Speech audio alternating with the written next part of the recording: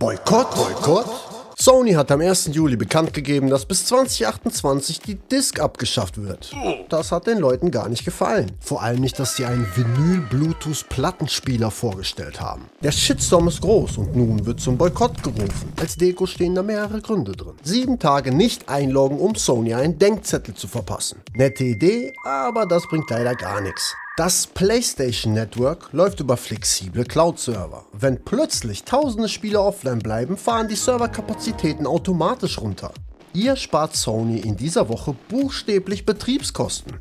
Dazu kommt, für Investoren zählt am Ende des Monats nur eine Metrik: die monatlich aktiven User. Solange ihr euch am 8. Tag wieder einloggt, taucht dieser Boykott in keiner einzigen Bilanz auf. Zudem kennt Sony ja das Datum genauso wie ihr und die Spiele kauft ihr dann eben eine Woche später, denken die sich. In der Form hätte ein Boykott wenig Wirkung. Jedes Mal, wenn du Geld ausgibst, gibst du eine Stimme dafür ab, in was für einer Welt du leben möchtest. Und wie viel Wirkung der Shitstorm bis jetzt hat, sieht man an der Aussage von Sony CFO Lin Tao. Man verstehe zwar die ganzen Gefühle und die liebgewonnenen Erinnerungen der Gamer an physische Spiele, aber man wird diesen Plan trotzdem eiskalt durchziehen. Für Sony seid ihr einfach nur emotional. Und es wird noch absurder. Damit der Einzelhandel nicht komplett stirbt, verhandelt Sony laut Berichten darüber, ab 2028 einfach Plastikhüllen mit Code in the Box in die Regale zu stellen. Warum macht Sony die physische Disc nicht einfach teurer? Das wäre ja ein Stück Freiheit, das ihr nicht haben sollt, ey? Sony will ganz allein bestimmen, wie, wann und was ihr spielen sollt. Ohne Discs gibt's auch keinen Gebrauchthandel auf eBay, keine Angebote bei Mediamarkt oder Amazon. Wenn Sony die einzige Anlaufstelle ist, bestimmen die ganz allein den Preis. Dann kostet ein 3 Jahre altes Spiel im PlayStation Store halt immer noch 70 €. Und wenn die Server mal down sind, habt ihr keinen Zugriff mehr. Hat Sony beispielhaft demonstriert. Kündigt einfach das PSN-Abo.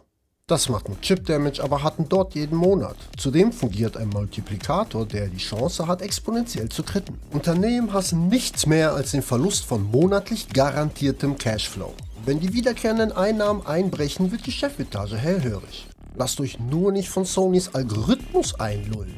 Der wird wahrscheinlich versuchen, euch mit fetten Rabatten zurückzukaufen. Es gibt auch noch mehr Lösungen, die ich hier nicht propagieren darf. Aber da kommen wütende Gamer von ganz allein drauf. Aber warum ist der Aufschrei so groß, wenn laut Sonys eigener Statistik 85% der Verkäufe schon jetzt digital ist? Einfach clevere PR. In diesen Durchschnitt fließen tausende kleine Indie- und Free-to-Play-Games, die es ausschließlich digital gibt. DLC und Mikrotransaktionen werden beim Umsatz auch mit eingerechnet.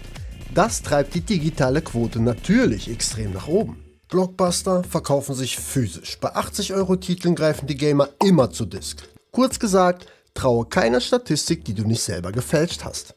Wenn ihr Sony zeigen wollt, was ihr von ihnen haltet, gibt es eigentlich nur eine einzige Methode. Gebt denen kein Geld. Gar keins. Auf dem PC ist schon lange alles digital und noch lange nicht optimal. Steam ist der kundenfreundlichste Service der Welt, aber auch hier kauft man überwiegend nur Lizenzen. Also warum sollte ich ein Spiel bei Steam kaufen und nicht bei Epic? Auf Steam habe ich echte Bewertungen von echten Spielern und die Spielzeit jeder einzelnen Review sehe ich auch. Mit diesen 5-Sterne-Bewertungen kann ich persönlich nichts anfangen.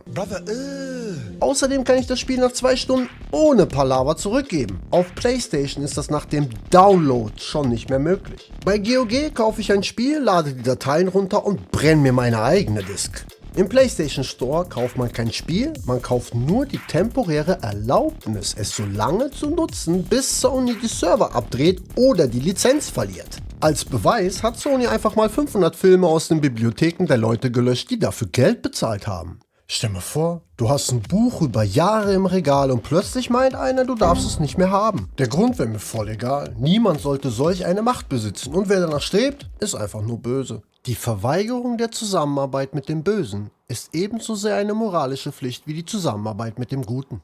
Ich will hier niemanden zum PC konvertieren.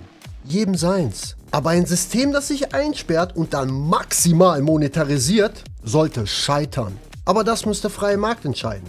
Spätestens, wenn die PlayStation 6 erscheint, ob mit oder ohne Disklaufwerk.